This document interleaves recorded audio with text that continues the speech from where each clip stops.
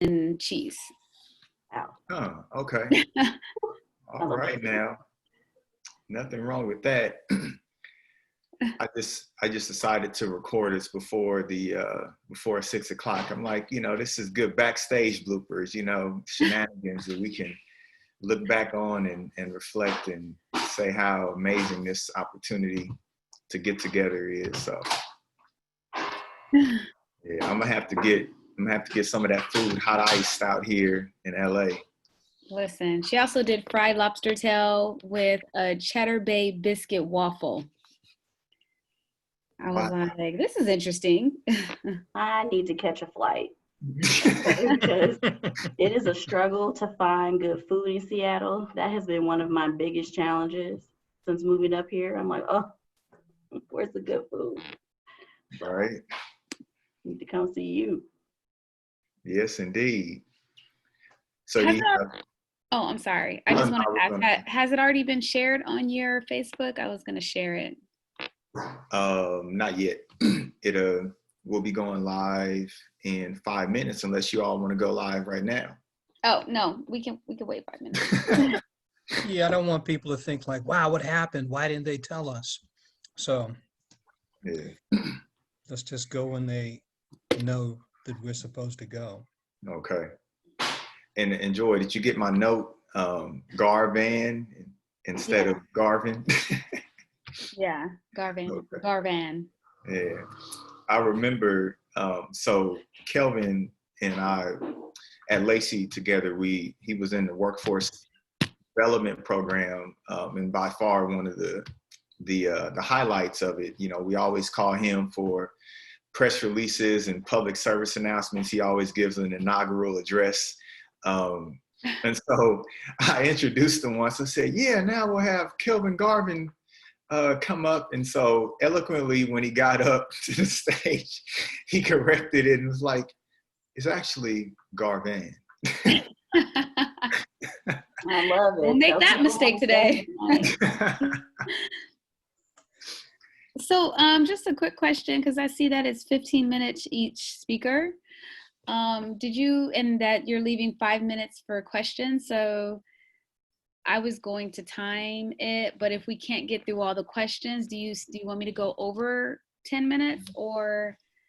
I'd say you can stick with the 15. In the past, we, ironically or interesting enough, we haven't had any questions between speakers. Most of the questions they've waited until the end for some reason. So you can just give each speaker 15 minutes. Okay. If we don't get to all the questions in the 15, do you want me to cut it short with the questions if we're going over 15 minutes? Yeah, that'll be fine. You can just cut it, and I'll keep time as well. Yeah. And I can the chat. And I'm the last speaker on the lineup. So to save time, I can go through questions 3, 4, and 5, and you can skip 1 and 2 if that's helpful. Since I have more, was it 1, 2, 3? I have about 10 resources to hand out, like links to route people to, and those are in questions 3, 4, and 5. So if you need to save time, you can drop the first 2. Okay. Yeah. Got it.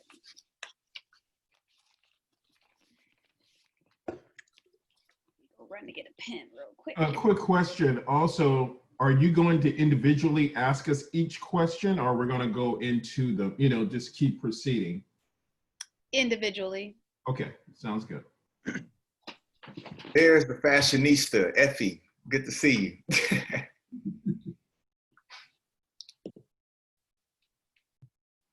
I'm loving all these colors. Wow. Right? Yeah, I need to step it up. Thought I was doing something with my little headband. That is funny. Is the Daniel, is the run of show still the same as the one that you previously sent out? Yes, it is. Okay. Yeah, so you're first up to bat. I'm trying to pull it up. And I just quickly want to introduce Effie to Joy. Joy, this is Effie. Joy will be our moderator, and Effie will be first up to bat this evening. Great. And it's pronounced Ezrak, yes? Yes, Ezra, you got it. Ezrak, okay, great.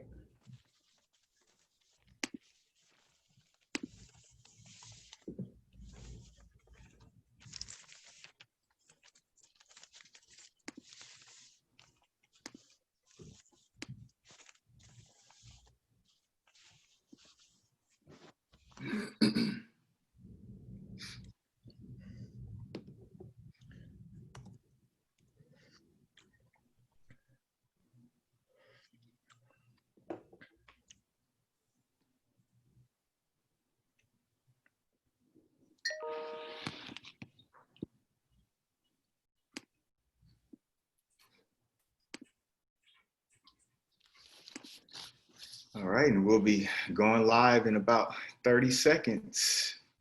Any questions before we go live? All right, well, let's enjoy this party and let's give some folks some resources.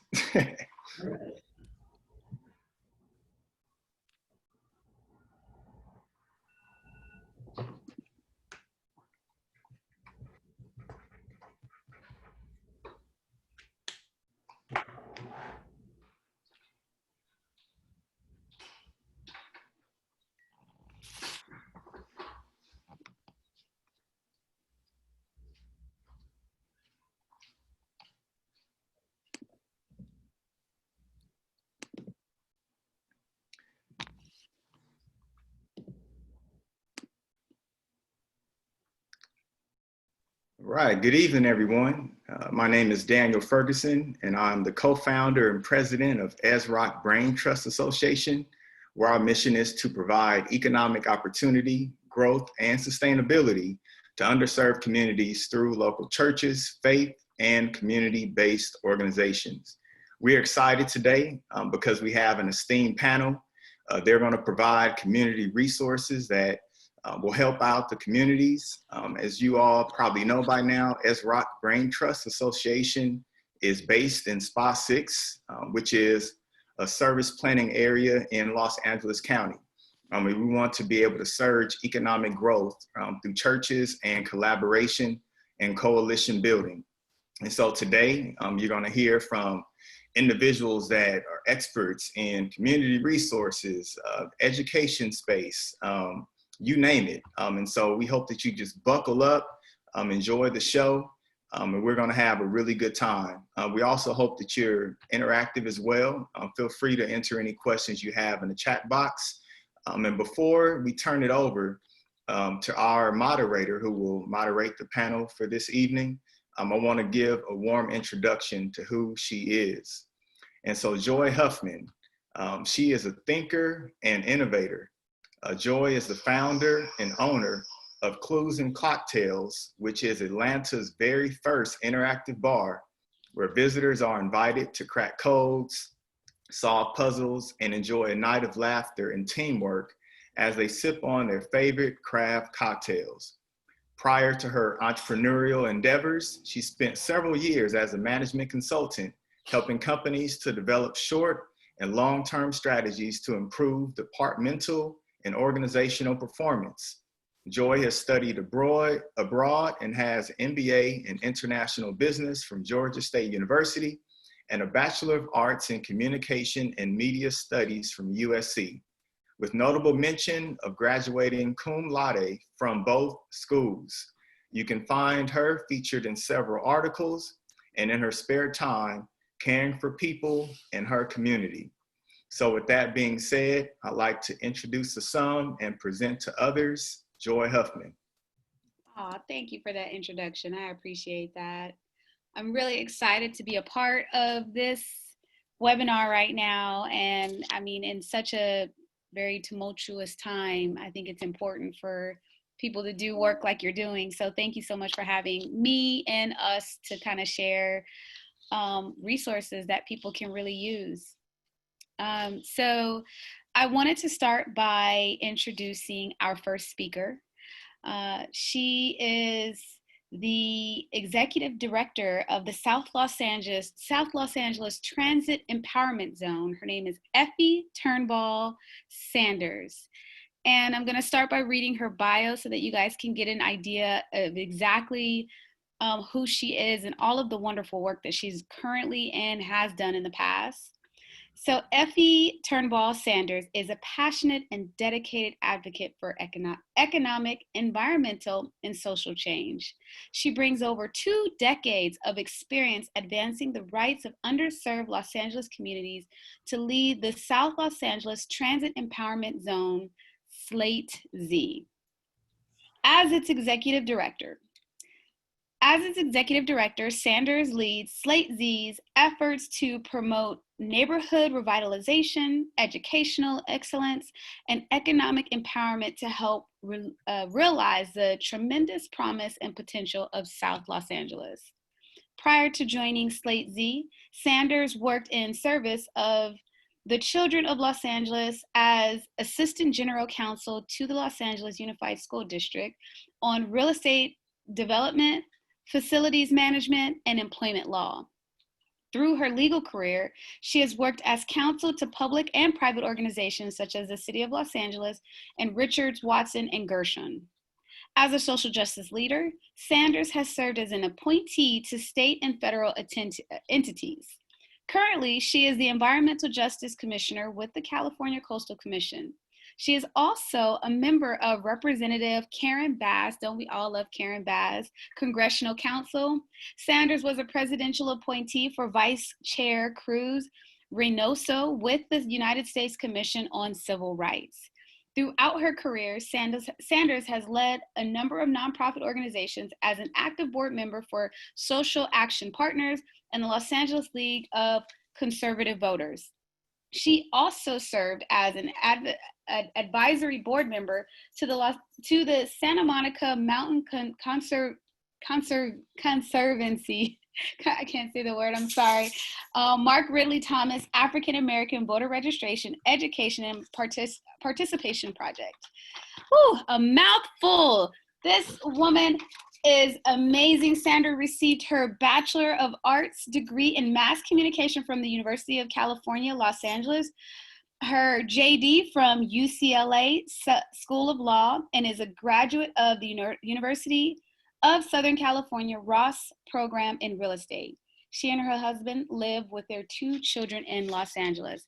So welcome so much, Miss Sanders. Effie, thank you so much for joining us today.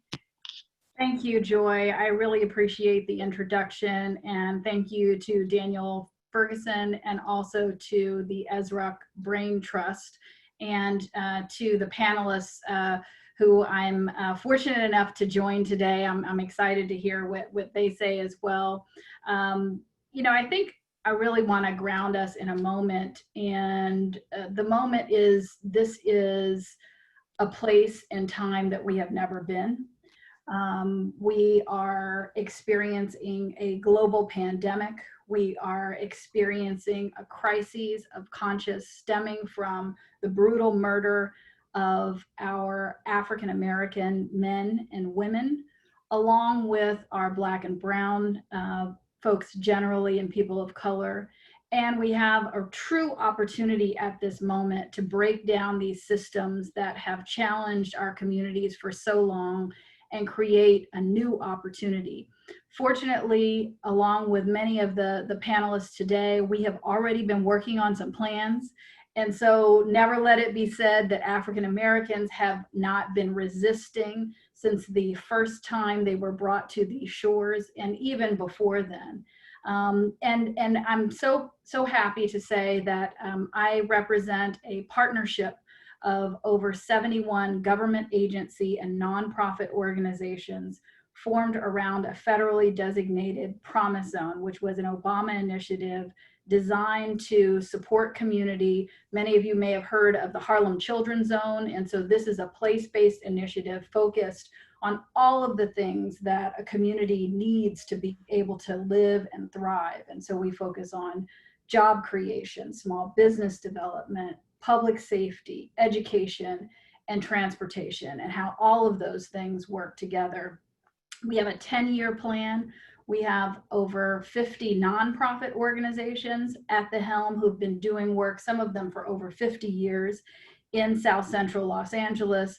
And we do have a plan to move forward. And some of those plans involve organizations that many of you have heard of, such as the workforce centers run by the Coalition for Responsible Community Development, such as the Vermont Slauson Economic Development Corporation, such as the YWCA of Greater Los Angeles, Community Build, and the list goes on and on. But really what I want to talk to folks about is what are the resources that are available to community groups? What are the resources that are available to small businesses in this time of extreme challenge?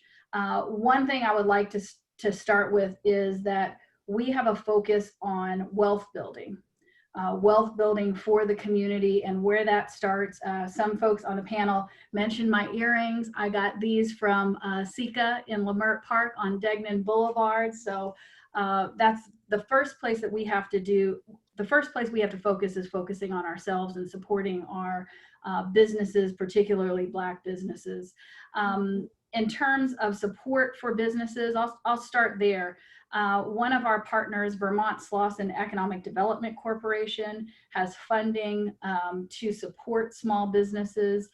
Some of you have heard of the payroll protection program that was offered to small businesses. That program is still available.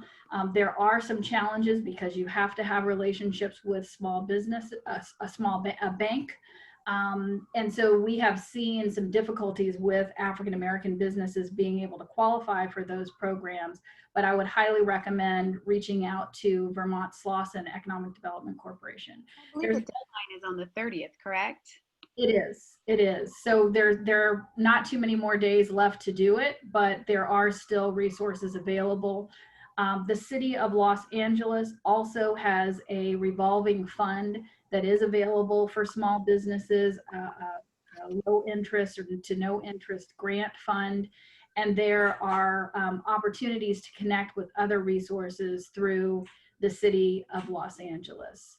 Additionally, on the job front, South Los Angeles is unfortunately challenged by some of the same things that plagued our communities since the 1950s and 1960s, with the influx of redlining, with urban renewal programs that plowed freeways through our communities like Sugar Hill, where the 10 freeway plowed through neighborhoods occupied by our Hollywood greats like Hattie McDaniel. Those systems prevented African Americans, Latinos, and Jews from purchasing homes in certain areas. And so we still see those segregation patterns, and we still see our communities locked out of good paying jobs. And so one of the focal points that we have is connecting residents to living wage jobs.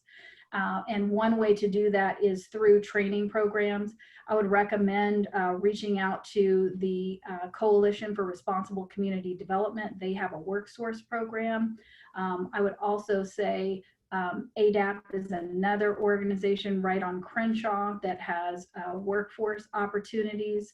The Brotherhood Crusades Youth Source Center, again, right on Crenshaw in the Chase building, they also have opportunities for young people. And the Coalition for Responsible Community Development also has opportunities for young people. The other thing that's very important in South Los Angeles is that we have justice involved individuals, in part due to unfair policing and unjust criminal sentencing laws. And we have the highest percentage of reentry individuals in SPA 6 in South Los Angeles. So it's important for us to make sure that when those individuals are released, that we have the supports necessary to make sure that they are able to get what they need to become functioning and reincorporate back into the community. And those organizations that I mentioned previously also help with that.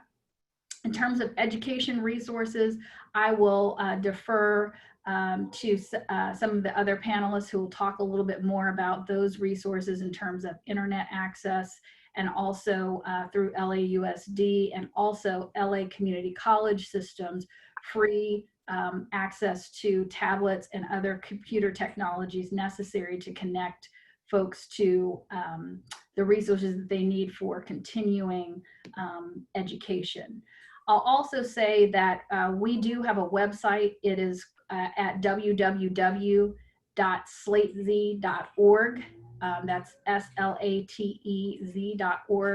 We also have Instagram that you can follow us at Slate_Z, Twitter account at LA_SlateZ.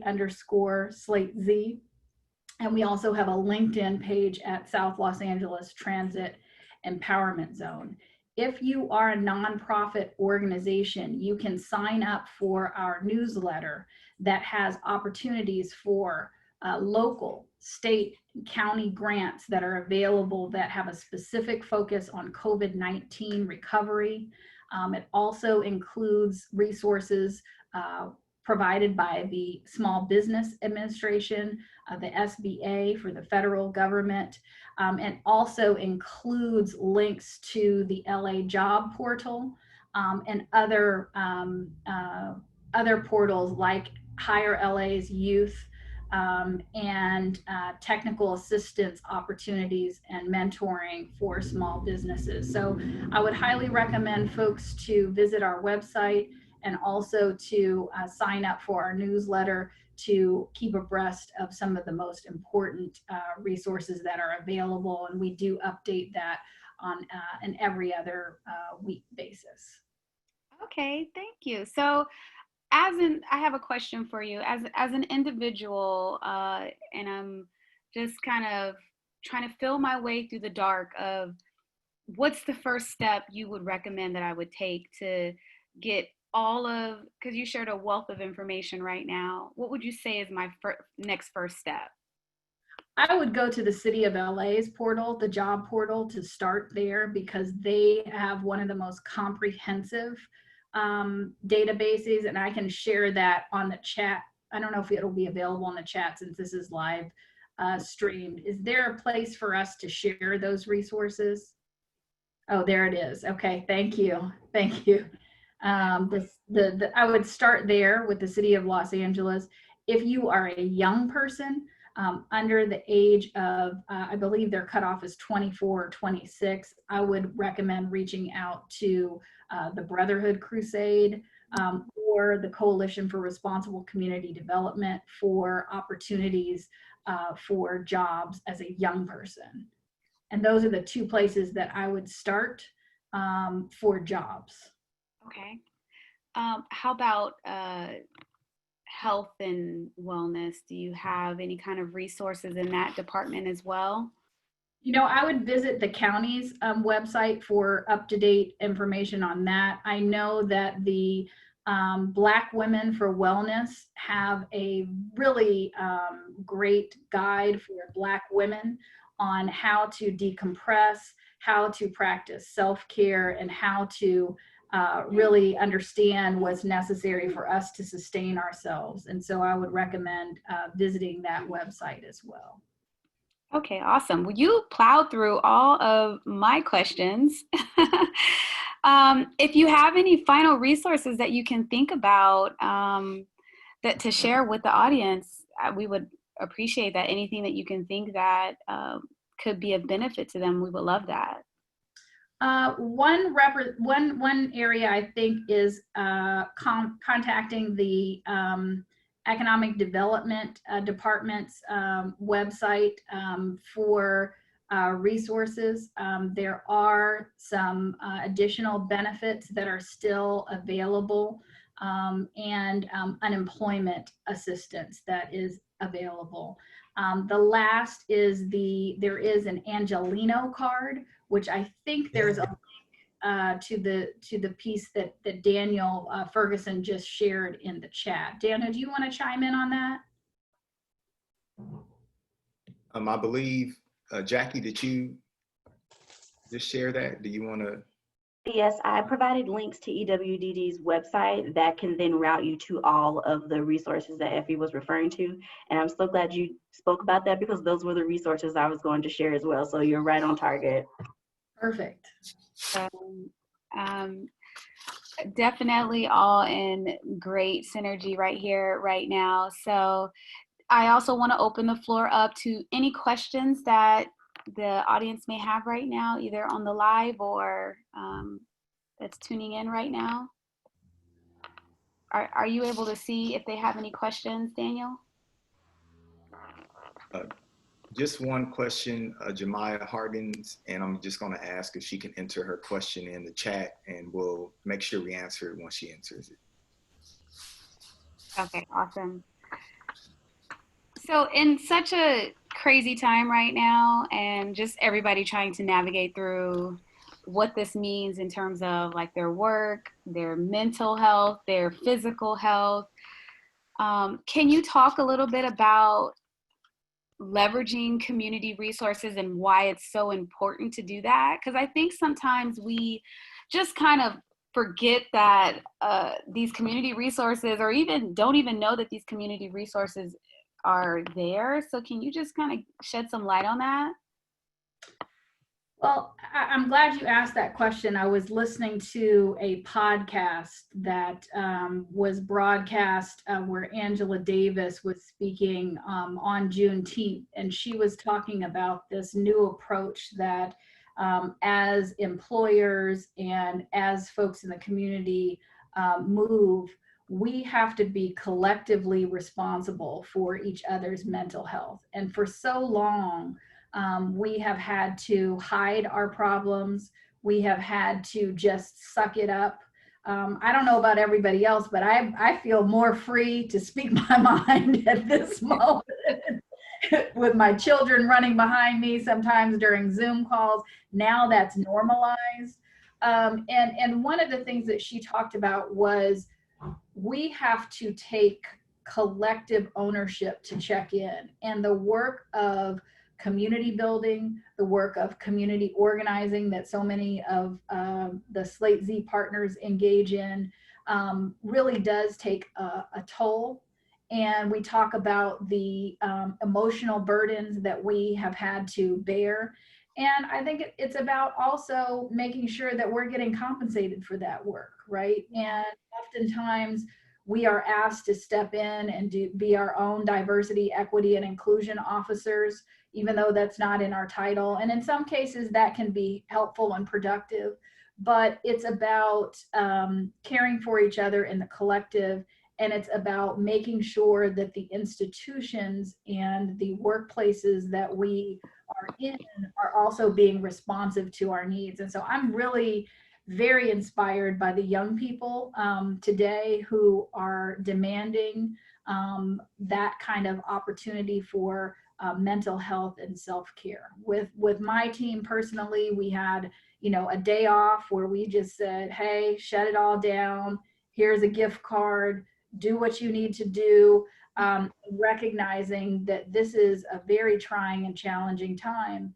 And if we are going to sustain our movements, if we are going to sustain our community, we cannot just keep piling on, and we do have to take breaks and support each other and support our friends and colleagues together. And so that's why I think the organizations like ESROC exist, to be able to bring us together in community. For sure, for sure. Well, thank you so much for all the resources that you provided. Now, if you could, in your spare moment, maybe go to the chat and see the question that Jemiah has, and you can probably respond to her directly in the chat. I will do that. Okay, awesome. So thank you again so much, Effie, for all of the resources. We appreciate you. All right, so we're going to move on to our next speaker, who is Kelvin Garvan. So Kelvin Garvan is a public policy analyst for the City of Los Angeles Board of Public Works. His work focuses on reducing food waste and food insecurity. His vision for achieving those reductions is grounded in creating efficient and sustainable food supply chains. Kelvin has over 35 years of experience in the media industry, and in 1998 was awarded a Los Angeles Emmy for co-hosting the financial literacy series Dollars and Cents, not CENT, but CENSE, Personal Finance for the 21st Century.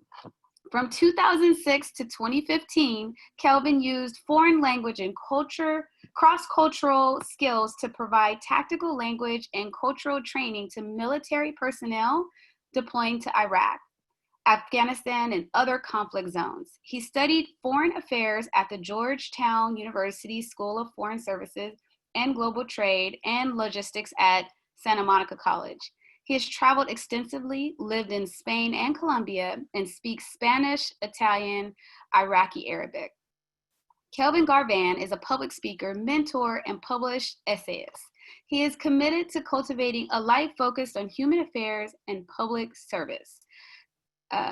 So, Mr. Emmy Award-winning global citizen, thank you so much for joining us today.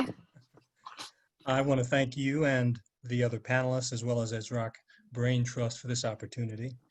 And I must say that expert is a very, very heavy honor to be put on my shoulders. So I must say that what I'm really engaged in now is in a very immersive and intensive approach to understanding a new area of interest, and that is food insecurity, food waste, and solving some of the issues that are facing people who are in need of nourishment. But I'd like to start off by just mentioning that this current health crisis is shaping the life of every person living on Earth, and it is shaping their life in the present and their future. And at the same time, now is an opportunity to, one, develop new skills, and two, gain new knowledge. So everyone on this call, and what I'm going to say is really based on this being a national as well as international audience, is I'm urging you to collect information and use it to develop and implement a plan for yourself and your family. And that plan should optimize your health and well-being. And that health and well-being optimization is in the area of your spiritual, mental, emotional, physical, and financial health. And in that order, I'm really wanting people to consider starting from in and working out. And with that, I'd like to... I have to ask you though, so what exactly is food insecurity? Can you share that with the audience? Well, food insecurity is the lack of or a limited amount of food products, and that could be fresh produce as well as processed food, that will optimize your health and well-being. And the benchmarks which I use for those types of food is it accessible or available? Is it affordable? And is it acceptable? Now, with acceptable, there comes a point where you might have food that is perhaps not culturally acceptable. So I was at one food bank downtown, and I was looking at and talking with what they have to offer.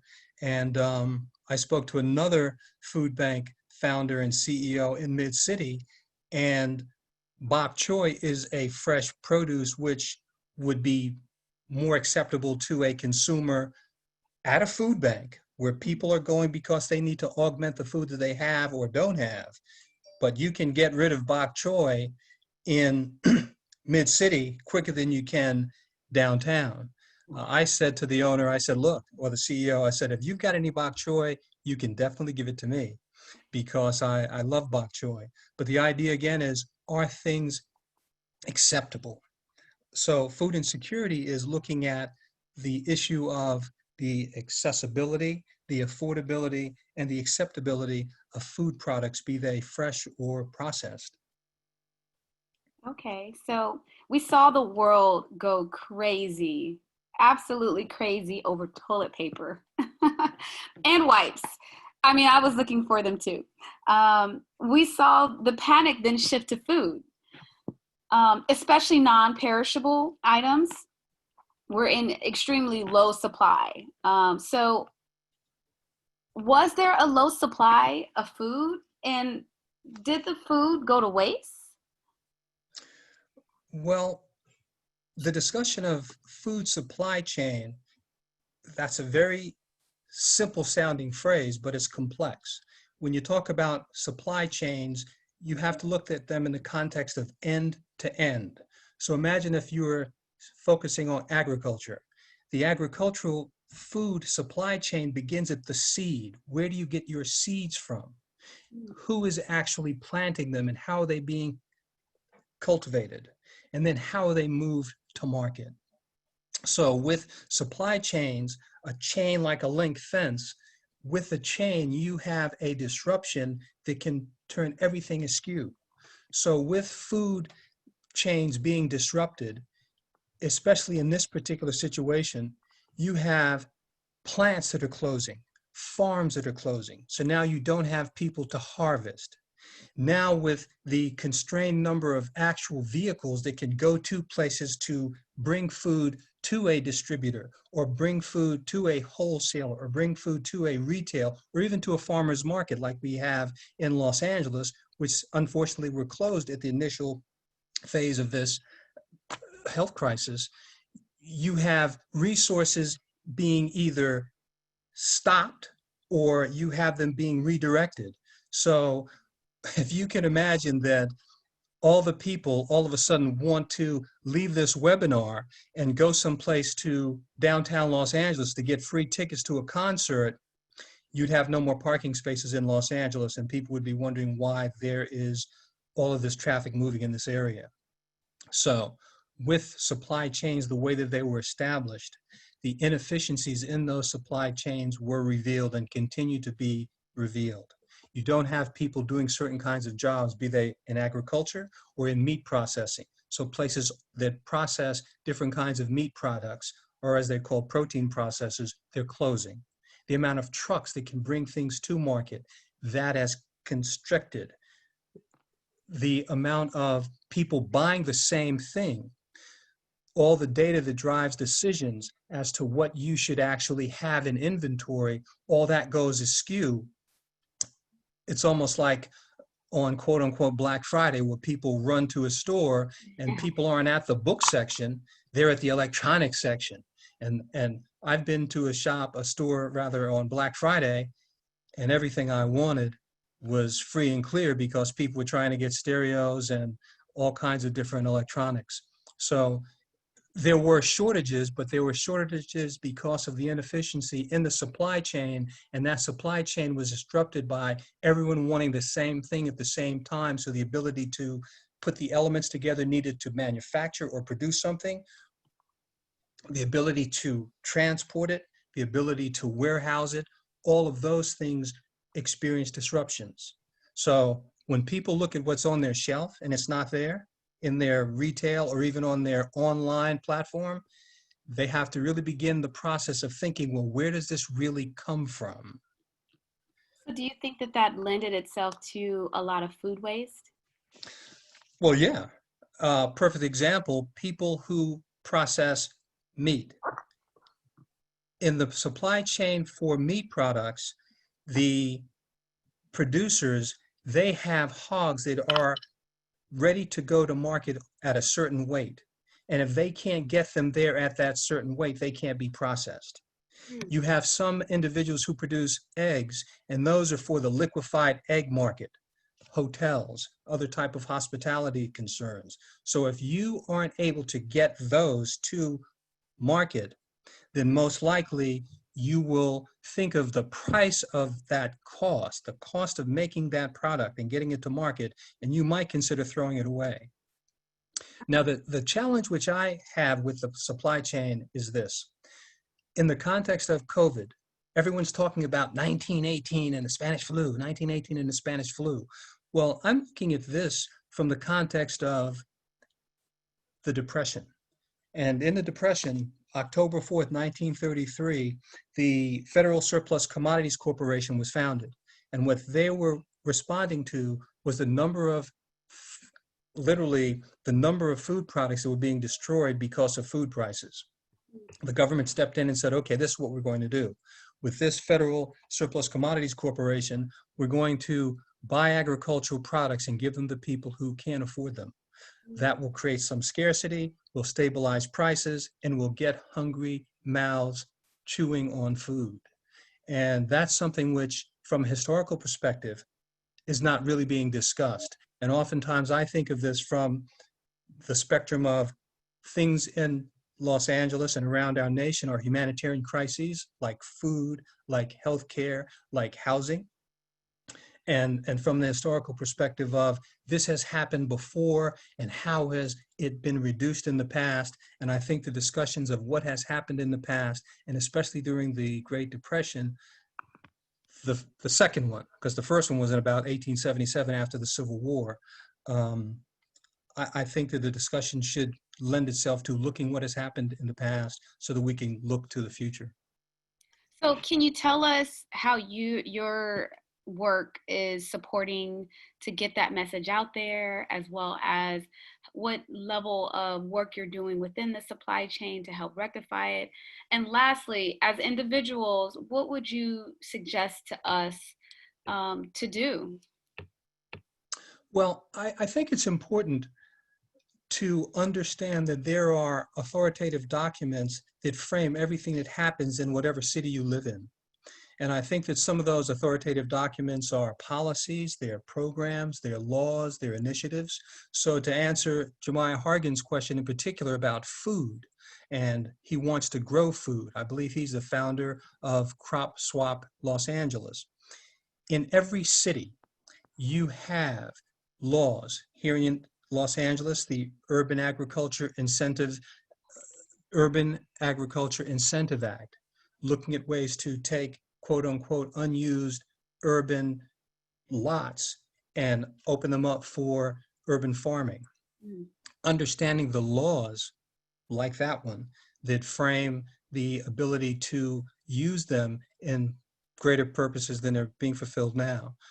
If you want to create jobs, well, is there actually a city job for a gardener? Is there a city job for a tree maintenance person? Is there a city job for an urban agriculturalist? If there's not, can we actually talk with our city council member? Can we talk to our council district member and say, this is what we're looking to help provide for our community? And some of the other authoritative documents to look at in any city that you live in are the sustainability plans. I will post that there's a sustainability plan for Los Angeles it's been called the Green New Deal, but the Sustainable City Plan, or the plan, looks at various initiatives to encourage things like urban agriculture and jobs around urban agriculture. The county plan is our county.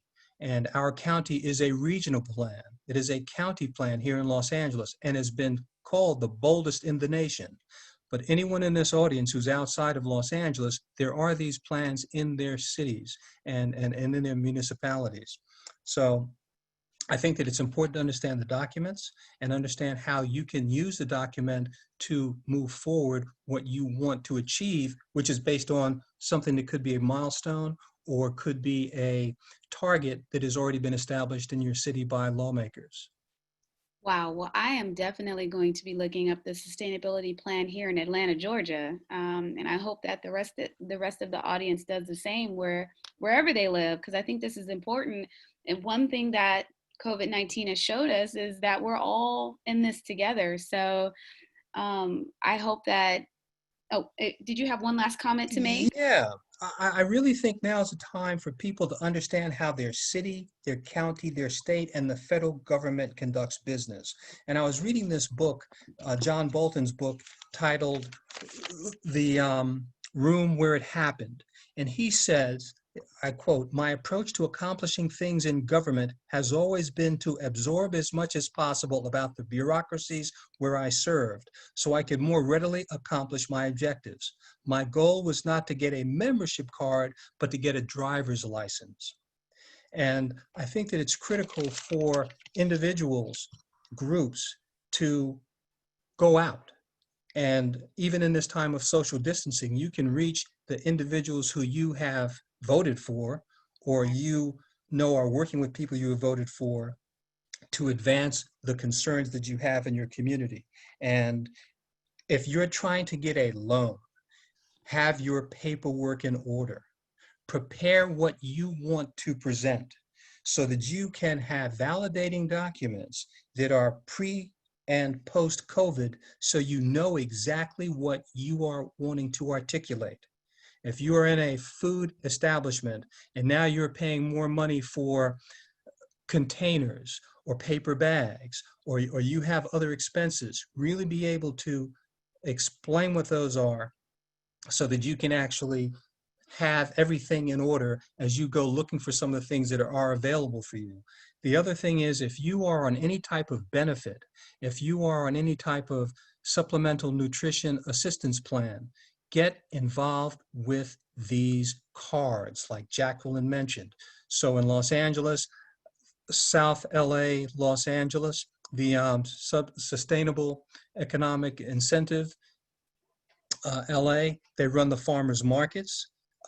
People who have EBT, they have a benefit that, one, you're social distancing and you're shopping for organic products or at least fresh products outdoors. You can go and actually have market match where you can get augments to what you're actually paying with your EBT card. The pandemic card is a card which is able to give you, if you and your family have LAUSD students, the pandemic card supplements what you already get from EBT. So I'm going to put in the chat the SELA, SEELA.org, and the links to some of these different sustainable plans, these sustainability plans, and of course the CARES Act. The CARES Act is hundreds of pages, but really look at the pages that reflect what your needs are, because that CARES Act was geared toward economic support for individuals as well as small businesses. So if you don't have to, don't read the whole thing if you don't need to. You might want to stop binge watching some of these shows that they're shooting on Netflix and Hulu, but find out what pertains to you and really dial down and understand how that can affect you and your family. And then once you can build out, then you can build out the community that surrounds you when you leave your door. For sure. And, you know, I think the common theme here is do the research that's going to get you the resources that's going to help you. And luckily, this webinar was created to help open the door to some of those things. So thank you so much, Kelvin, for sharing what you had, all the resources that you gave. If you can put them in the chat box, that would be wonderful. Thank you so much. I'm doing that now, yes. Awesome. So we're going to move on to our next wonderful speaker, who is Erica Holmes, Dr. Erica Holmes, who is the Executive Director of the Champion Counseling Center. Erica Holmes is a core faculty and the director of the Psychological Trauma Studies specialization in the Master's in Psychology program at Antioch University, Los Angeles, executive director of Champion Counseling Center at Faithful Central Bible Church, and the founder of HOOM Counseling, so Holmes Consulting, Dr. Holmes has provided psychotherapy and counseling, training and consultation, education and research service to individuals and organizations for over 20 years. Dr. Holmes is a frequent invited speaker at local, national, and international conferences and media events. Her areas of inquiry and more than 150 presentations focus on psychological trauma, relationships, coupling, insight and empowerment, psychotherapy with African American clients, and the integration of Christianity in psychology. Over the years, working as a psychologist, she chose to place herself in areas of greatest need. Dr. Holmes chose to relinquish the sanctity and security offered by many work environments, opting instead to work with historically underserved, marginalized, and oppressed individuals, families, and children. Many professionals are not up to the challenge of such intensive and demanding work. However, in her desire to increase access to care and maximize impact, the choice was simple. Her recently released book, Dating with Purpose, DWP, a single woman's guide to escaping no man's land, has been met with great enthusiasm and positive review. DWP guides women of all ages through a journey of self-discovery, self-acceptance, and self-empowerment on the path to finding the love they desire. The first workbook of its kind, Dating with Purpose, includes a series of easy-to-follow reflective exercises designed to bring awareness to the patterns and behaviors that set up roadblocks to happiness in intimate relationships. It is now available on Amazon. She holds a Bachelor of Science degree in sociology with a minor in behavioral science from California State University, Dominguez Hills, as well as a master's degree and doctorate in clinical psychology from the California School of Professional Psychology. Further, Dr. Holmes holds postgraduate certifications in Psychology of Trauma from Antioch University and Diversity and Inclusion from Cornell University. She's an American Psychological Association Minority Fellow and past board member for the Los Angeles chapter of the Association of Black Psychologists. So please join me in welcoming Dr. Holmes, Dr. Erica Holmes. Thank you very much. Thank you. I'm so happy to be here, honored to be here. So I really thank you for allowing me to be a part of this wonderful panel. Yeah, awesome. So can you just shed some light, just starting off, what is mental wellness and why is it important?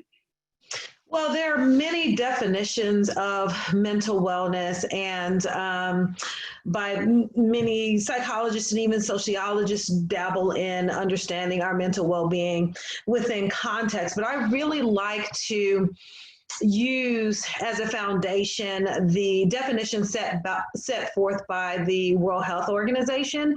And the World Health Organization defines mental wellness as a state of being in which an individual realizes his or her own abilities, can cope with the normal stresses of life, can work productively and fruitfully, and is able to make a contribution to his or her community. And the reason that I like that definition is because it doesn't only focus on the individual aspects of wellness and well-being, so the distress or the non-distress that lies within the individual, but it talks about the individual's ability to take part within their community context, which is so important because we are communal beings, we are social animals. And so the ability to not only look at our mental wellness or our mental distress and the way that it impacts our solo behavior, our individual behavior, but how it impacts our ability to take part in our community and to also be a resource to our community is so important. Wow, that is such a great definition. So what are some of the common behavioral trends this pandemic is eliciting in people?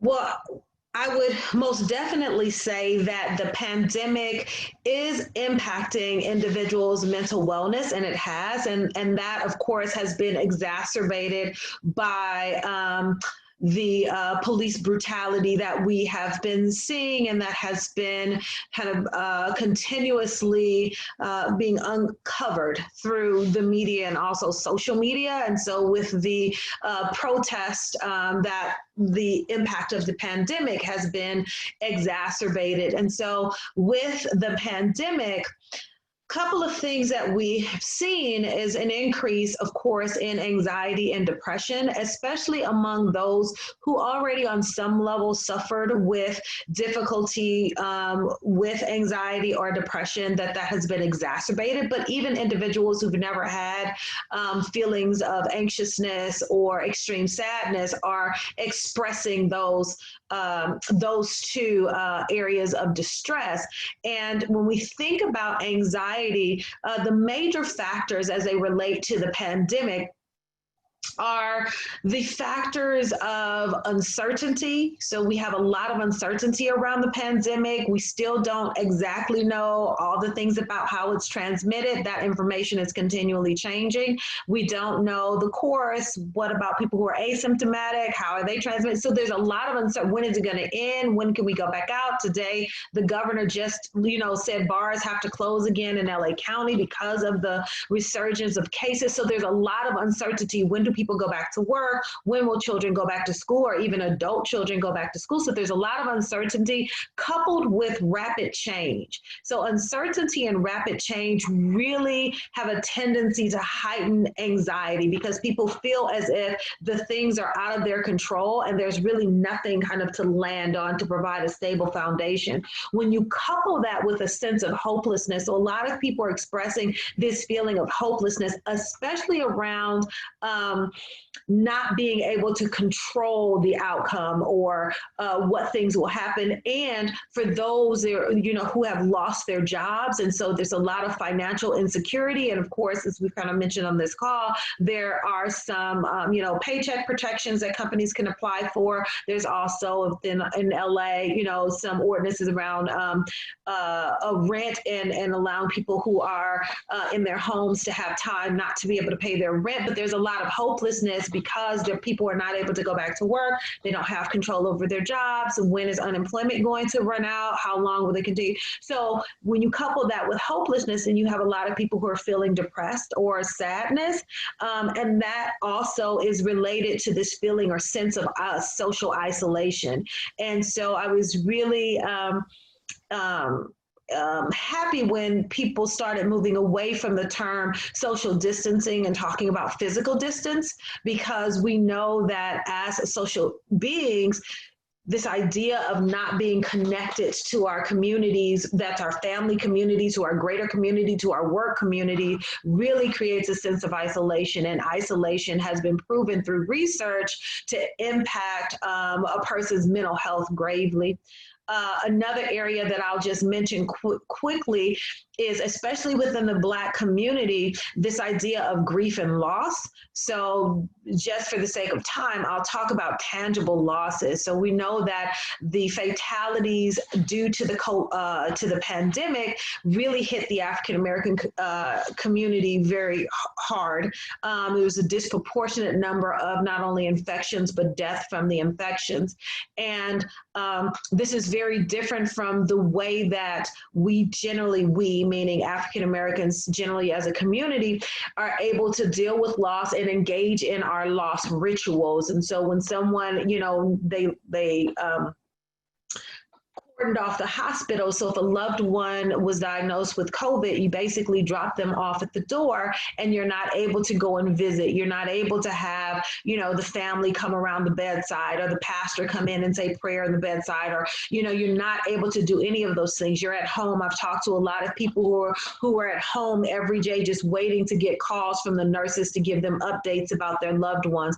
I've talk to individuals who lost their loved ones and all they got was a call. They dropped them off in 2 weeks and then the person was gone, not able to have the ceremony. So the ritual ceremonies of funeralizing, those who've passed away, not being able to do the ritual of going over to the house and taking a pot roast or fried chicken and answering the phone and sitting around. So all of those things have kind of exacerbated or also helped individuals develop problems or experience mental distress. And then lastly, the last thing that I'll talk about as it relates to the pandemic is that we're seeing that there's an increased possibility for exposure to violence within the home. So it's very interesting that, the governor in California and across the nation talked about the safer at home when we talked about sheltering in place, but for some, home is not safer.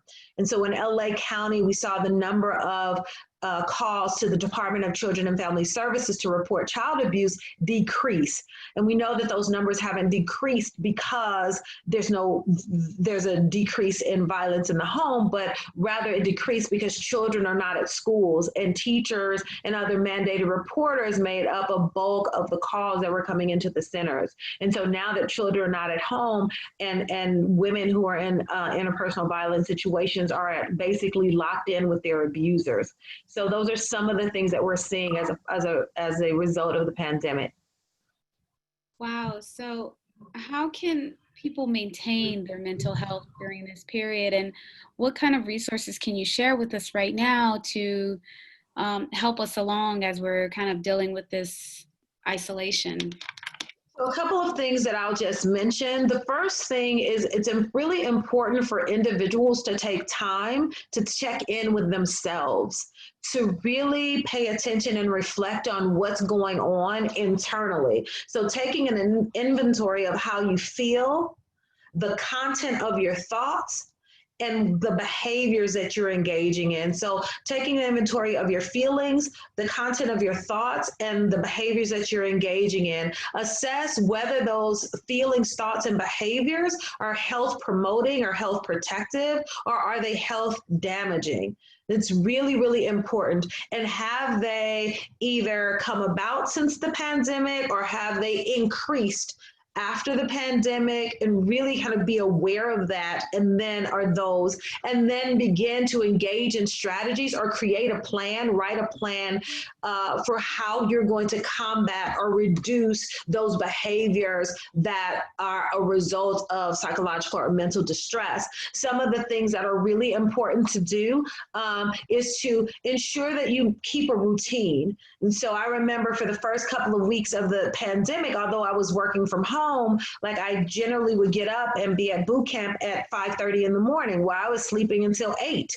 And so, it's like, so my entire day and routine so then I was staying up later. So getting back, so I was like, I need to get back into that routine. I can't go to boot camp, but can I get up at 6 o'clock in the morning and still engage in some kind of physical activity to start my day and then schedule my day? I know working from home, I found that I'm working more now than I was going into the office, because my office time bled into my home time. So I'm up at 10, 11, 12 o'clock with my computer still on my lap working, right? And so there was no separation. So keeping a schedule and honoring your daily routine include taking care of your physical self. That includes getting up, moving, going outside for walks in non-crowded areas, doing in-home workouts, and being aware of the foods that you're putting into your bodies. You're at home, it's natural to want to snack, but trying to keep a balanced diet. And also make sure that you are not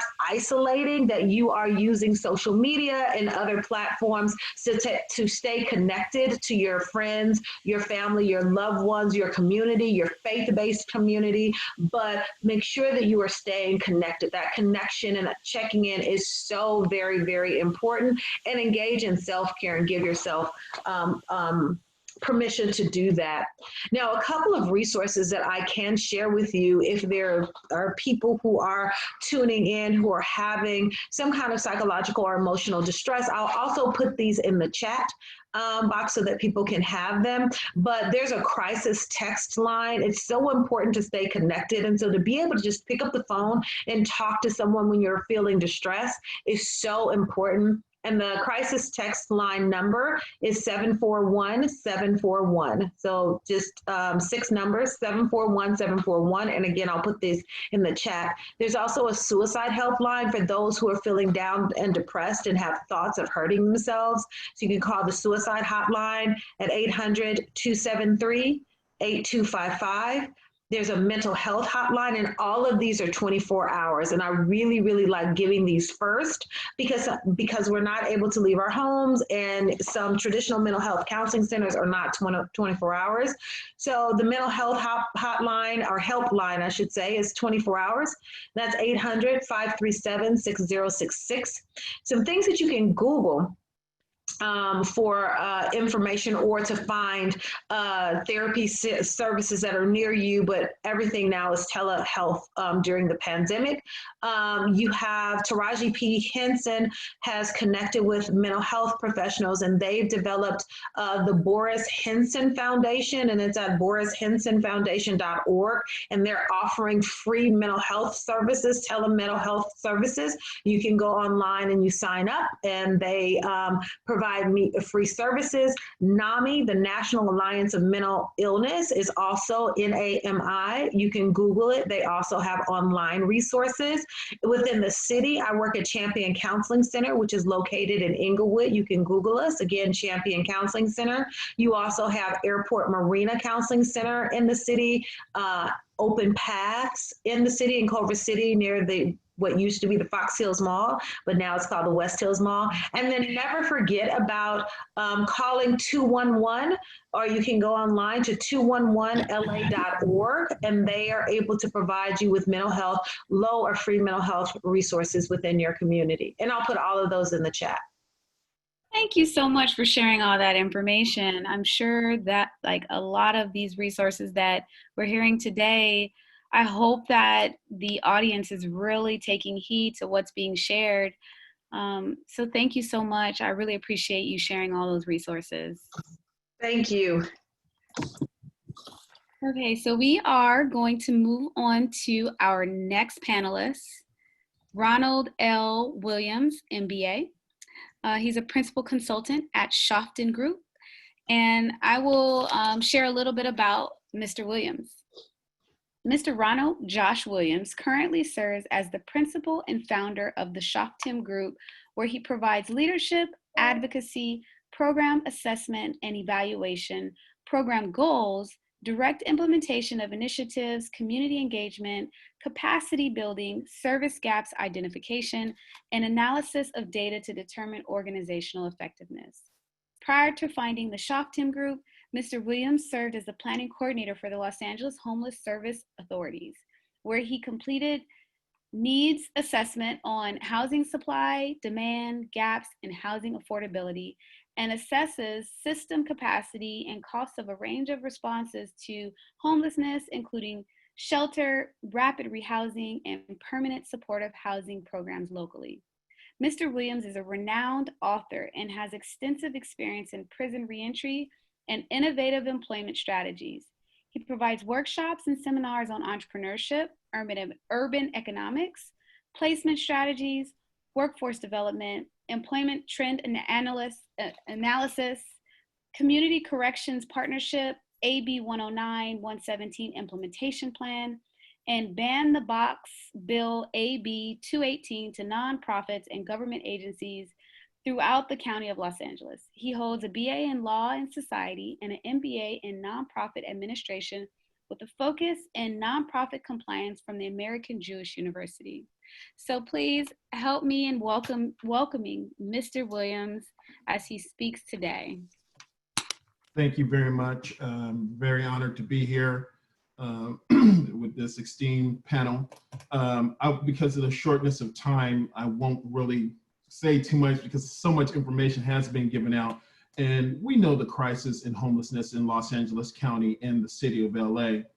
One thing we know that homelessness has went up within Los Angeles. It went up from last year to 58,936 to 66,433, a 12.7% increase variance and change. But it went up by 7,497 within the city. It went up by 5,125 persons being found homeless. And within our SPA collectively, it went up also. One thing that I do want to say is housing crisis, the state of homelessness in Los Angeles looks pretty bleak. Not to be a bearer of bad news because of the reality. We have to be able to look at our reality versus our dream and vision for how we want to move past homelessness.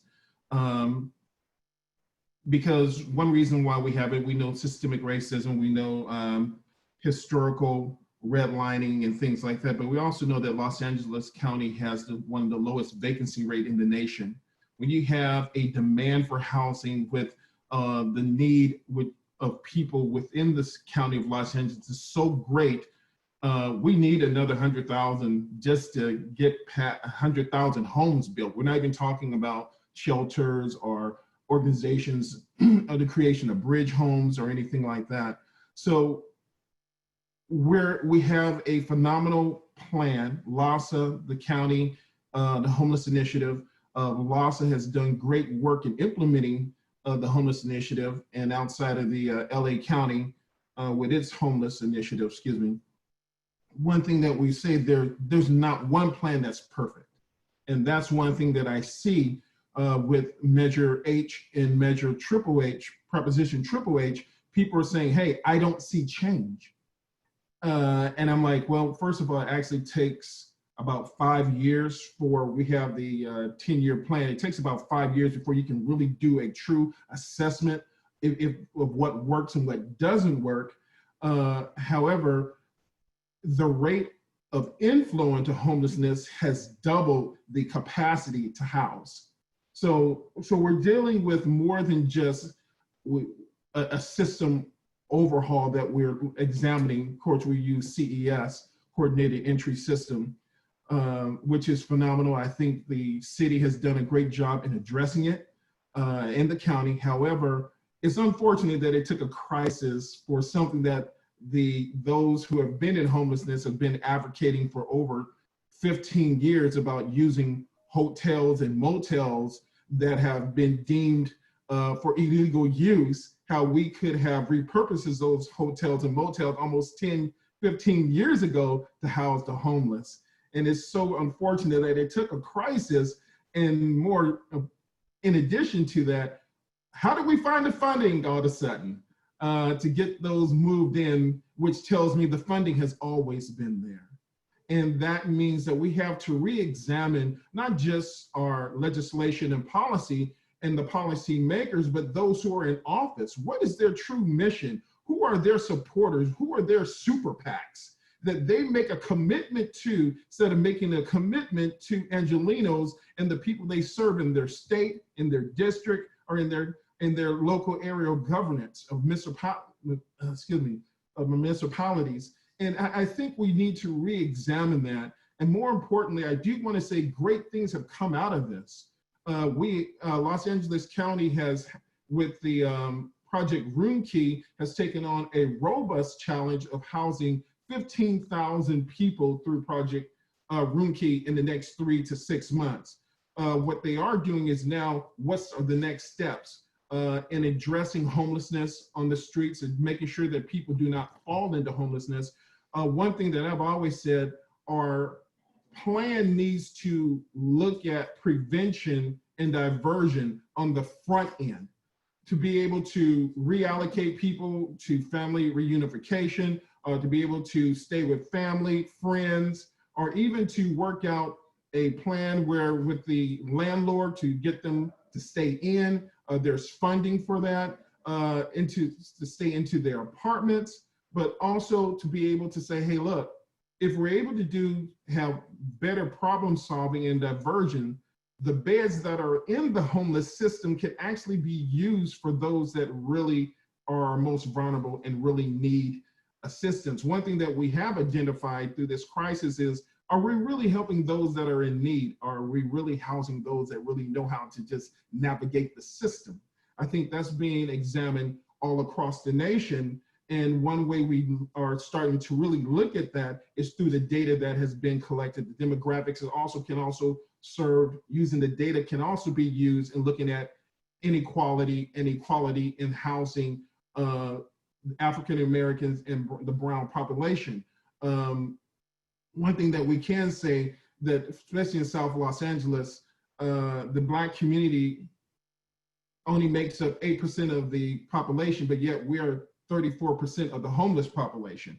And that's totally unacceptable. The other thing that we have to do is, when do we as a community begin to realign and reassess things for ourselves? I'm happy to see what's happening with the awareness of the police brutality. And I want to see, where do we go from here? Is this just that one time we light that match and everybody's on board, then 3 months from now, it's almost dormant, it's almost just ashes. And I want to make sure the momentum of addressing not just the police brutality, but racial inequality and inequity continues, but also reassessing our legislation and policy that has been historically implemented throughout our cities and states. And when we start talking about changing policy and dealing with homelessness, I also say we need to look at our Constitution. We love to throw out the word Constitution, but it actually defines very well what Black people, Black man is, 3/5 of a human being. Well, until we start to really address that, we're going to keep tiptoeing around this issue that is affecting many folks in our community. And I want to be able to say that it takes everyone. It does, everyone. I do want to ask a question though, that I think is going to be very important for our viewers. If an individual is currently experiencing homelessness, what are some of the steps they can take in the face of everything going on with the coronavirus? First of all, is to connect with an organization or someone who knows about the homeless system. You can call 211. There is a homeless, there are homeless service providers all through Los Angeles County. Most definitely you can call LAHSA. You can call the Homeless Initiative, the county. Even the city of Los Angeles has their homeless initiative, which coincides with LA County Homeless Initiative. LAHSA, you have United Way also, but you have local service providers that are always doing outreach in the community to be able to get that information, to be able to align you and connect you to the proper services or the program that you'll probably fit or be eligible for.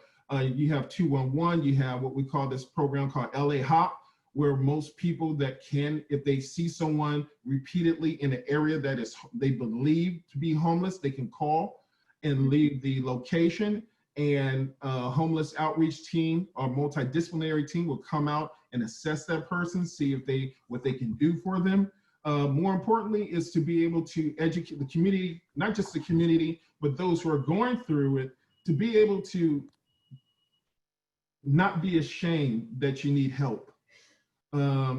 Sleeping in cars, in parks is unacceptable. Even an animal will seek shelter. So when you see people that are not seeking what we call a reasonable person would do to seek shelter, we're dealing with someone may have mental illness or dealing with a form of depression, anxiety, and to be able to assist them and encourage them, but also direct them to where they can get the proper help that they will need to move forward and to get out of homelessness. The main thing is to get them into a home. Then we create a housing plan that deals with proper services and employment, and hopefully they are willing to follow that plan and get the counseling or link to appropriate services that can help them during their need. I'm so glad that you hit on the mental aspect, the mental aspect of being homeless. And I'm glad that Dr. Holmes went right before you, because she did share a lot of great resources that individuals who are maybe struggling in that category or struggling with their mental health and potentially living in their car or on the street, they can tap into some of these resources to help improve what they're experiencing, and then also other resources that can help them with getting them out of those situations. Can you speak more about that? Sure. Let me put it this way. 9 times out of 10, or maybe I would go maybe 8 times out of 10, most people reach out to their local church first for some type of guidance, for some type of help or assistance. What we have to begin to understand, the services are there. How do we get this information out? Most people in one way or another is connected to a church or is affiliated with a church. One thing that I believe the church has to do is reassess itself during the time of COVID-19. Do you want to be a profit center or do you want to be a resource center? As a profit center, we're bringing in the revenue. We're bringing in funding to keep our services and keep those doors open. And for the most part, historically, that we have seen in the last 20 years, not saying all churches are this way, there is much taking of revenue, of funding, but not giving back to the community, and there's a lack of reinvestment in the community. So therefore, the church first for its community, for those that are going through homelessness or to prevent homelessness, has to decide what role it wants to play in helping its community. And then we have to define what is the church. The church is not the building. The church is the people that resolve. Unfortunately, we look at the building as the church, and the people is the church, or is the people who must be educated and be able to give the information and share the information and resources to help one another get past or get through their crisis. And we have to communicate and talk more, but make it accessible where if you need help, there is non-judgment within the church. We know our faith, and our faith is really the bedrock of many of our homes. However, at the same time, our faith has also isolated us and put us in silos because of shame and embarrassment. How can I be a believer of the Most High and yet I'm suffering and I'm homeless? Well, I tell you, it's called life. Everything goes, and I also tell them, well, I also heard many of the afflictions are the righteous. Okay, now let's create a plan to address your afflictions and to be able to have the church collaborate with agencies that are taking on homelessness, but also collaborate with other faith organizations. One thing that we can say in South Los Angeles, there's one or two churches on every corner, and yet the need of the people are so great in the isolations of community plans, where if we just took 5 churches in one area to address the needs of the people, where it's employment, housing, mental health, food, we can collectively, we could actually address homelessness. So the church has to decide what role it wants to play and how it can play. Because I promise you, there are a lot of church members that own property. There's a lot of church members that work for the city, work for the county, that works in the food industry, that knows about housing and the laws and the policy and what regulations that are policies that are actually barriers that hurt our community. Yeah. So this is what we have to find out. The church, my recommendation is for us to be a resource center again, where the community can come. I promise you, you want to have sustainability within your church, invest in your community by understanding what the needs of the people are and bringing in the right talent to be able to open up those doors, creating a pipeline for them to get the food in order to get proper resources or rental assistance. These are some of the things that I believe that the church has to reassess, not just the church, the community as a whole, from our city council, from our neighborhood watch, from the local commerce, business commerce, as a community as a whole. How do we want to address homelessness, and what are our next steps as a community, as everyone is doing COVID-19 reopening and rephrasing, or doing their what we call recovery plans? Well, what is our recovery plan for the first 30, 60, 90, 6 months to a year? Let's create a 5-year plan, 5 to 10-year plan for our local communities through the faith-based organization. That's why ESROC is so powerful and right on time, because this is what our community needs. Yeah, I'm glad you made mention of that, because one thing I understood and heard, and first of all, thank you so much for sharing, Mr. Williams. We so appreciate all of the wealth of information that you're providing to us today. One thing I heard you say was that we need to begin to apply pressure on our churches to provide resources, and that could very well just be the congregation stepping up and providing information, because information is key, right? Providing information that will allow for people that are in need, whether they're homeless or dealing with mental instability or mental health issues of some sort, that there are resources available. So if you have those resources, or if you are part of a congregation, I would encourage you to begin speaking up and sharing a lot of those resources, because I know that a lot of people may feel like the information they have is insignificant, but it's really not. Like, if you know if you have a lead on where people can go to get free diapers, share that with your local church. They could use that information. And then also, just as members, we can start to really apply pressure to the executive staff of a lot of these churches and say, hey, what are we doing for the homeless? How are we helping them to get out of their situation? And even those members that are in the congregation that are dealing with these issues. So thank you so much for sharing that. We appreciate, and any resources that you have, can you please share it in the chat box, please? Yes, I will. Thank you. Thank you. So our final speaker, last but definitely not least, is Miss Jacqueline Ivy Harden. Mrs. Jacqueline Ivy Harden. She is a program manager for Get Schooled.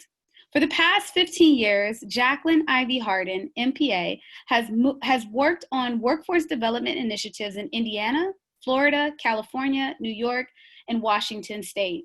Currently, Jackie serves as the senior program manager for Get Schooled, a national nonprofit helping young people get to college, find first jobs, and succeed at both.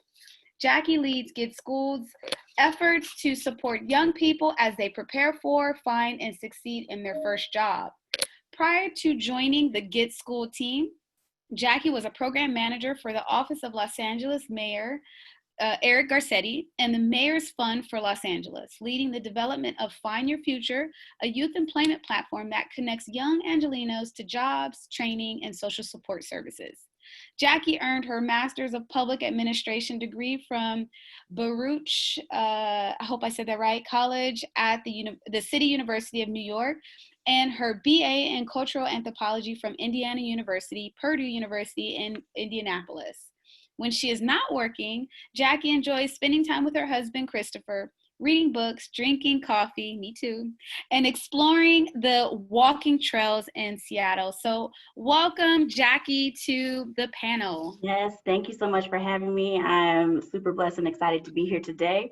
I know that we have 10 minutes left, so I'm going to hit the highlights. If that's okay, I'll drop 5 or 6 resources into the chat box. And if there's any additional questions after we close out, I'm more than happy to stay on or follow up with you offline, because I'm really big on getting in and getting out on time to respect everybody's time. But the first resource I want to share is Get Schooled's COVID page. So Get Schooled, as you mentioned, is a national nonprofit. We are here specifically to help young people get through high school, get to college, succeed, and find their first jobs. So if you have young people who aren't sure about, like, oh, COVID has completely disrupted everything. Should I go to college? I'm not sure. What does, my parents lost their job, in the middle of this, and I already completed my FAFSA information. What does that look like for me? We are here to answer all of those questions. And this website is 100% geared towards youth. So please share that with all the young people that you know. Also, encourage all of your young people to text the word hello to 335577. And what this will do, it's a text service where they can have a one-to-one conversation with a job coach or a college coach. So if you have a specific question that is about your specific institution, you can work with someone to get those questions answered. So I just wanted to share those 2 resources off top. There's a lot of uncertainty around what is happening in the education space. And I wish I had a solid answer for everyone about, like, here's the answer. The thing is, everything is in flux. Everything is changing day by day, minute by minute, and everything is so individual to each institution. So again, if you have questions, my advice for all the young people out there, if you already know what college you are going to, make your financial aid office your best friend. Also, if you are going to be class of 2024, take this time to join the LinkedIn and the Facebook groups of your school. So usually every institution will have a class of 2024 cohort that they will manage online. This will give you the most recent and up-to-date information happening at your school, but it will also allow you to meet with folks who are going to be going to class with you. I think it's super important for kids to understand that, yes, the education landscape from K through 12 all the way through higher ed, it's changing, and we're not sure what it looks like. And it's so, like, anxiety inducing to not know what to expect next. But just know that school will happen. It's going to look a bit different than what you originally imagined, and that's okay. But celebrate the fact that you got into school, or that you have, moved up to the next grade, and there's a lot to celebrate there. So please go to your school's local community groups, get connected, and do that online now. For young people who are still trying to figure out, okay, college may not be for me, or I need a job because my family lost wages during COVID, I suggest that all of our young people go to joblaunch.org. And that is a youth-friendly job search tool that any young person can use. So what this does is make the job search easier. So instead of you having to troll through thousands of listings on Indeed, which if you're not savvy on how to use these career platforms, it can be really disempowering if you're a young person trying to find a job. So Job Launch is a youth-friendly job search tool created by Get School to help you find employment. For more localized assistance, Effie mentioned this earlier, but Hire LA's Youth. That is the #1 place to go if you are a young person who wants to look for employment. Normally their applications are closed, but thankfully they are not. They are still open, and they're going to be open for at least another 2 to 3 weeks for you to find summer employment. But also this portal will stay open year round in order for your young people to find employment.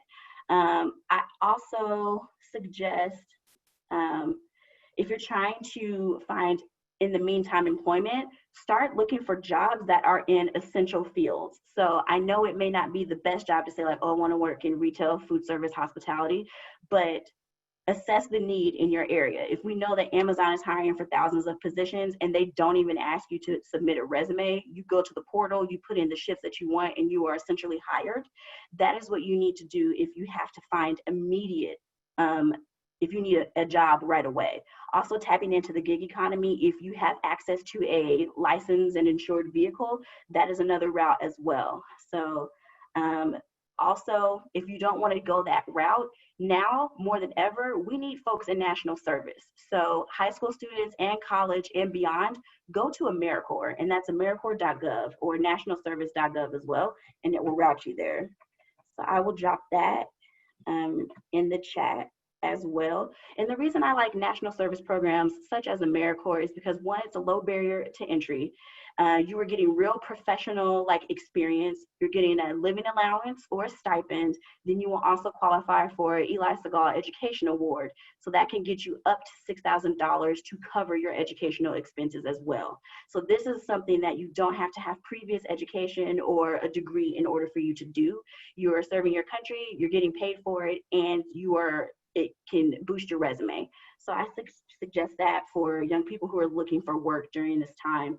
But also the reality is a lot of young people are just going to have to be at home this summer. And that's unfortunate because a lot of summer youth employment programs are closed. However, this is the prime time to learn new skills while you are at home. So the digital divide is real, but there are tons of resources available for you to boost your skills. The one thing I'm going to suggest that is a good primer to get kids up to date would be the Microsoft digital, they have a digital literacy program. It's free, it's easy to use. I also suggest that everyone get a library card and then log on to Lynda, LYNDA.com. That way, everything that you see on LinkedIn under LinkedIn Learning, these really great micro-credential programs that you can take on LinkedIn that cost like $35 a month. If you have a library card and go to lynda.com, you get access to that same database of credential programs for free. So if you don't have that, please do it. Yes, and to Kelvin, he said to learn Spanish, learn Excel, absolutely. And then those are courses you can also take on Lynda as well. And once you have your library card, Mango Languages is also a really great language tool that you can use for free. So those are killer skills to have on your resume when you are looking to get hired. Another resource I would say is everyone needs to be on LinkedIn. I know it seems a little odd to tell a high school or an early college student to get on LinkedIn, but the reality is you go to what you know, and your network is your net worth. So if you only know the people in your neighborhood and they all have the same type of job, how do you know what other careers are going to be available out there if your network is just that small constellation of people? So encourage your young people to get on LinkedIn, but then you take the initiative, adults in the room, to add them to your network and then connect them to somebody else who can help them find an opportunity. So please get your young people on LinkedIn. Another thing I would suggest is get them connected to a mentor. So the next resource is mentoring.org. This is a national mentoring organization. So if you start here, then they can pair, you know, a young person to a mentor. And by young person, I mean someone as young as 14 all the way up to 26. So this is a great way for them to build their network as well. And then just to have someone, an objective person to listen to while they're going through this time. For folks who are still in the Los Angeles area and you're trying to figure out, okay, I still need access to internet. I need to figure out, how do I get a Wi-Fi device? How do I get a computer? The main website I suggest for everyone is Get Connected LA. And that is what I just dropped in the panel. This is the #1 site to go to. It's managed by the city. They update it regularly. So this is how you can figure out like what Verizon is doing, what programs are they offering to get you low to no cost internet service and connected to technology. So it breaks it down by all of the communications companies that are in the LA area. You also have the ability to drop in your zip code to see what specific resources are available for you. So that's, I would say, is the definitive tool to use if you are in Los Angeles and you're trying to figure out, how do I help minimize this digital divide? For those who are still looking to upskill, I also suggest Khan Academy. They do a lot of great free online training. Yes, for like, you know, to get your AP exams looking cute, but also it's like they teach you digital literacy skills as well. So use Khan Academy, KHAN Academy, it's free. I also suggest using Varsity Tours. Some of their programs are free, others are not. So please look at the price before you drop it in your cart. Choose the free ones only because you should not have to pay. So that is what I would suggest. Also, Effie mentioned this earlier, but I just wanted to reiterate that LA Jobs Portal is the way to go if you are looking for employment. This is specifically for adults. I do not suggest this if you have a young person who's under the age of 18, send them to Hire LA's Youth. But if you are 18 plus, LA Jobs Portal is the space to be. And the reason is, unlike an Indeed, a Monster, or any of those other job searching platforms, the jobs portal has real job listings, meaning that these are local employers in the Los Angeles area who have real hires versus us saying, oh, you know, I worked at, you know, large corporation, I put all of these listings on Indeed, but we're not really hiring. We're just trying to source for applications and then we'll get back to you when we feel like it. So LA Jobs Portal is that place to go. So start there if you're looking for employment. And then again, for young people who are looking to connect to an employment opportunity over the summer, Hire LA's Youth is where it's at. So please apply. It is free to apply.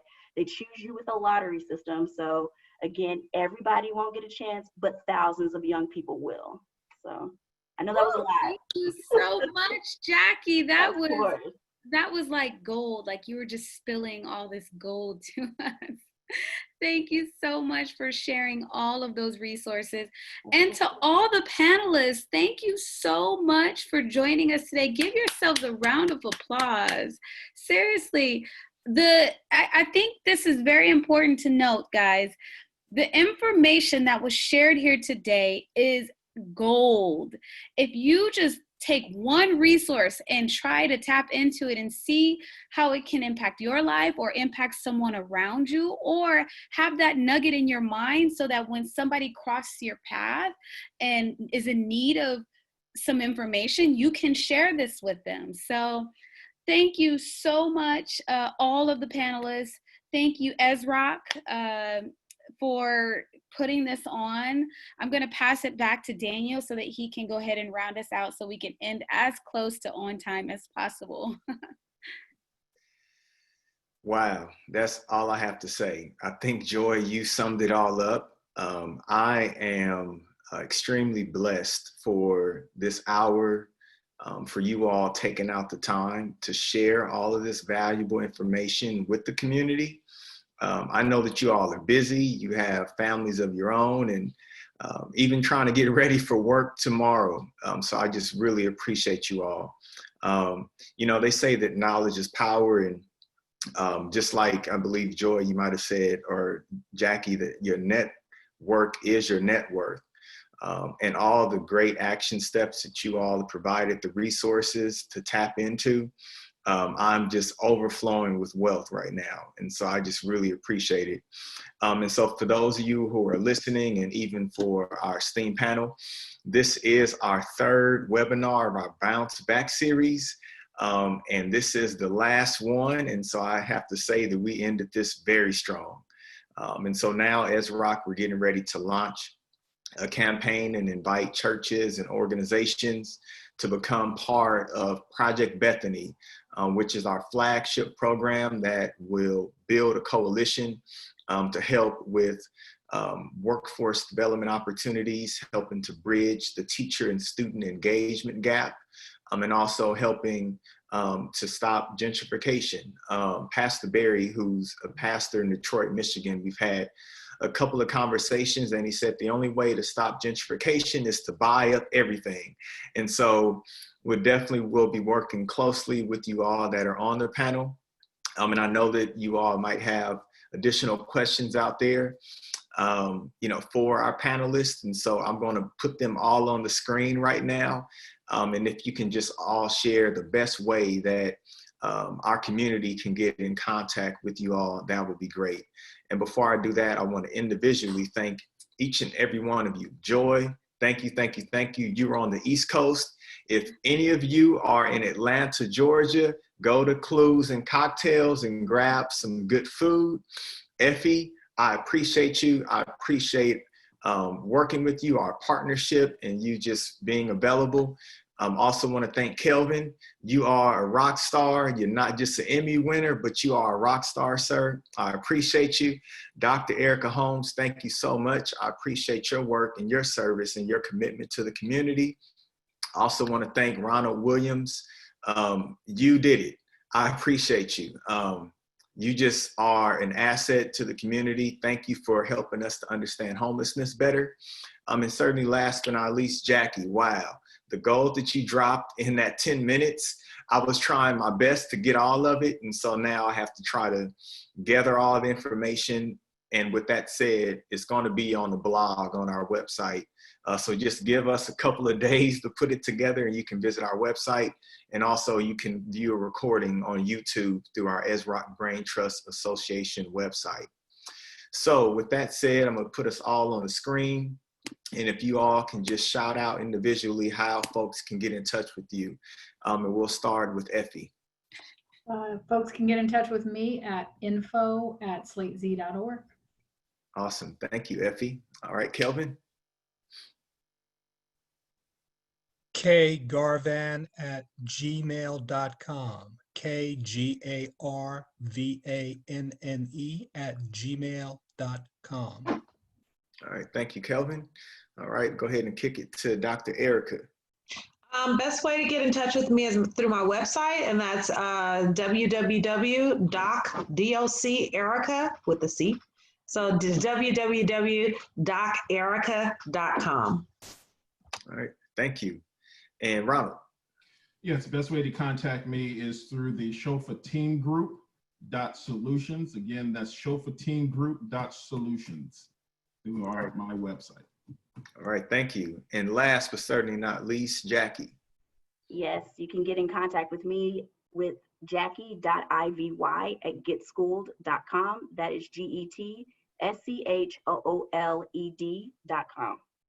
All right, awesome. And Joy, when are you bringing Clues and Cocktails to LA? Good question. Stay tuned, you all. Yes. Well, with all that being said, thank you all again. Thank you for those who are listening via Zoom, via Facebook Live. I appreciate you all. Be blessed, be well, and most of all, keep God first. Take care. Bye-bye. Thank you. Good night. Thank you. Thank you. Good evening. Good evening, you too. Thank you.